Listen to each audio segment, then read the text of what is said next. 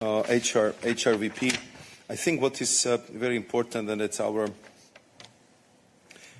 constant message to our Indian counterparts. Of course, we are fully aware of enormous potential for our mutual trade.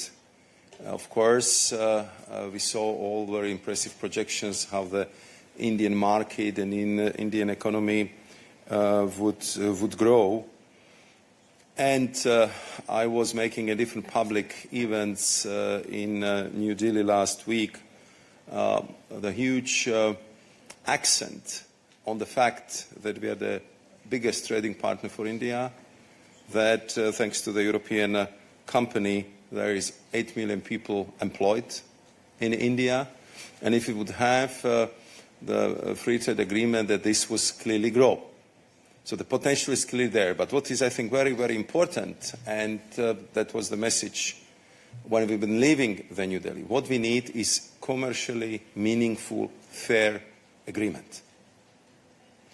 And I need the understanding of my Indian counterparts that it must be fair and balanced, because this is the very important free trade agreement, which, of course, in European Union has to be approved by the member states and by the European Parliament. And they will look at every single aspect of this agreement. And therefore, we have all the understanding of the fact that India is developing fast, that we have different starting positions, and we also set very clear baselines from where we are starting, where we would like to conclude and to end. But in the end, of course, everything has an impact on these negotiations, because we had to create also political ambience, political climate, that we have a good deal, which is fair, which is balanced, which is commercially good for both partners. And, of course, it has to happen in the atmosphere where this agreement would be supported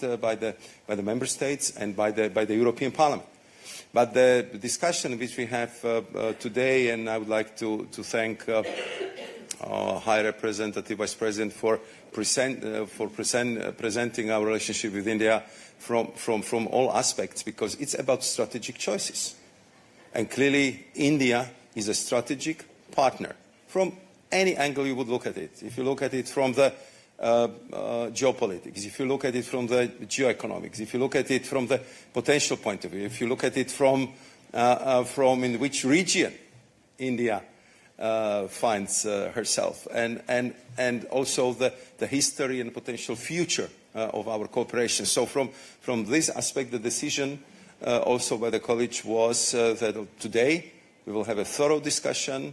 We will adopt the strategic communication, and of course we will communicate very sincerely and openly about this discussion, about the pluses, minuses, the challenges which are ahead of us to our Indian partner. Because only through the discussion and sincere and honest debate you can forge strong relationship, and this is what we want. And that was the spirit which we all felt when we've been in New Delhi as a whole college, talking to the whole government, I think in the first time of the history of the European Union.